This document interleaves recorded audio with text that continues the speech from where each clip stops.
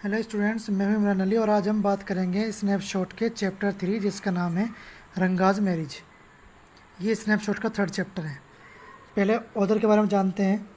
ये एक राइटर थे जिनका नाम था मस्टी वेक्सनेस एंगर, जिनका जन्म हुआ 6 जून 1891 को और इनकी मृत्यु हुई 6 जून 1986 को।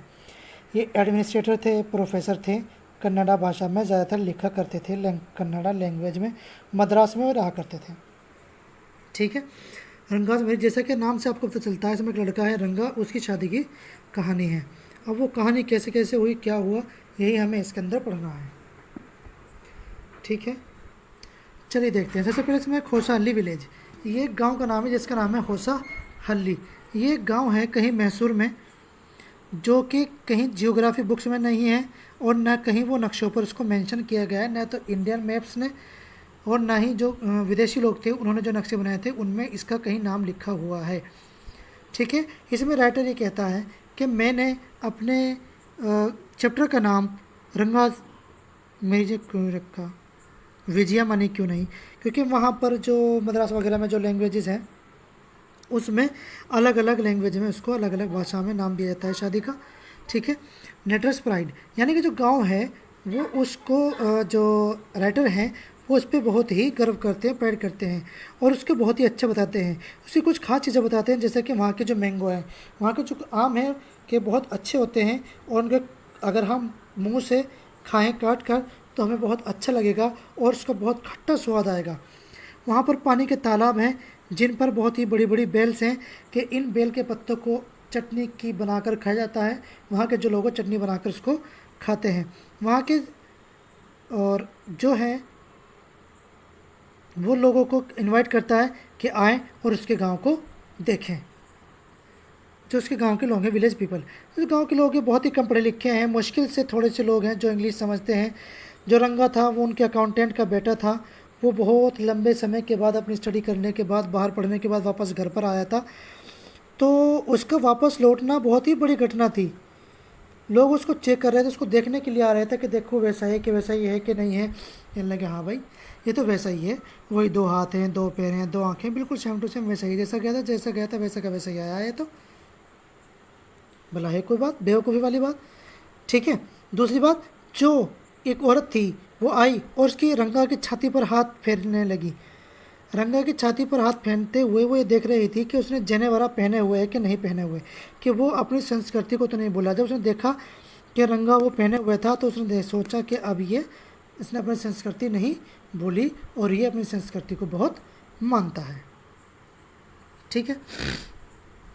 रंगाज व्यूज ऑन मैरिज, यानी कि वो ये नहीं चाहता कि जिस तरीके से हमारा रिवाज होता है कि भाई लड़के वाले लड़की को देखने के लिए जाते हैं, लड़के वाले पसंद कर लेते हैं, लड़की की शादी, लड़का लड़की की शादी हो जाती है, लड़का लड़की मिले या ना मिले। ठीक है।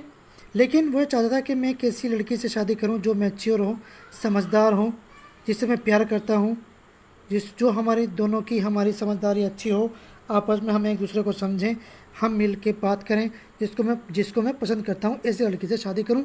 और यही बात वो नरेटर को बताता है और ये बात सुनकर नरेटर के दिमाग में आती है कि भाई इसकी शादी मैं ही कराऊँगा, अब चाहे कुछ भी हो जाऊँ, इसकी शादी करानी है। तब एक लड़की की एंट्री होती है जो कि हीरोइन है, चाहे फिल्म की हीरोइन समझ लो, चैप्टर की हीरोइन समझ लो। चैप्टर की समझो, हम चैप्टर पढ़ रहे हैं। लड़की है जिसकी आयु 11 साल की है और वो रामा राव की भतीजी है। ठीक है। उसके माता पिता का देहांत हो गया था और वो रामा राव के साथ ही रहती थी और वो वीणा बजाना, हारमोनियम बजाना बहुत अच्छी तरह से जानती थी, गाना गाना भी जानती थी। अब इसको देखकर, इसके बारे में जानकर जो नरेटर थे उनके दिमाग में खिचड़ी पकने लगी। अब उन्होंने सोचा कि अब क्या किया जाए कि भाई रंगा जो है वो इसकी तरफ, रत्ना की तरफ अट्रैक्टेड हो, कैसे उससे मिलाऊँ, क्या करूँ। तो उनके दिमाग में एक प्लान आया। उन्होंने रत्ना को अपने घर बुलाया, रत्ना को अपने घर बुला करके और रंगा को भी बुलाने भेज दिया। इतने रंगा आता, इतने जो नरेटर थे उन्होंने रत्ना से गाने के लिए कहा। जब रंगा रत्ना के घर पर यानी कि नरेटर के घर पर पहुंचा तो उसने देखा कि वहाँ पर कोई लड़की जो थी खूबसूरत आवाज़ में गा रही है। तो उसने दरवाज़ा नहीं खोला, बाहर ही खड़ा रहा, देखता रहा, सुनता रहा। फिर जैसे उसने दरवाज़ा थोड़ा सा खोला कि अंदर झांक के देखूं कि अंदर कौन है, तो जैसे दरवाज़ा खुला, अंदर लाइट गई, रत्ना जो थी वो शर्मा कर अंदर चली गई। लेकिन यहाँ से जो थी रत्ना वो उसके दिलो दिमाग पर बस गई, वो उसकी तरफ अट्रैक्टेड हो गया। ठीक है, उसके बाद नेटर का जो प्लान था उसे शादी कराने का था ही, वो थोड़ा सा जब उससे रत्ना से नहीं मिला रंगा तो वो थोड़ा उदास हो गया। अब नेटर ने पूछा भाई उदास क्यों हो, तो उसने बात को टाल दिया, कहने लगे जी नहीं वैसे ही। कहने लगे चलो अच्छा पंडित जी के पास चलते हैं, पंडित जी से पूछ के आते हैं कि भाई क्या मामला है। वो उस ऐसे पंडित जी के पास लेके जाता है, शास्त्री जी के पास, जिनको वो पहले से ही पढ़ा के आया था कि भाई कैसे कैसे क्या तुम्हें क्या बात कहनी है, किस तरह से उसको पटाना है, रंगा को कैसे उसके दिमाग में ये बात डालनी है कि उसकी जो लाइफ पार्टनर है वो रत्ना ही है। तो वो उसको लेकर शास्त्री जी के पास पहुंचा, जिसको उसने पहले से पढ़ाया हुआ था। जो उसने उसको वही बातें बताई जो कि उसके दिमाग की थी। उसने उसको ये बात कही कि उसकी जो सड़ने का कारण है, उसके जो दिमाग में है वो कोई ऐसी चीज़ दिमाग में चल रही है इसके जो समुद्र में पाई जाती है।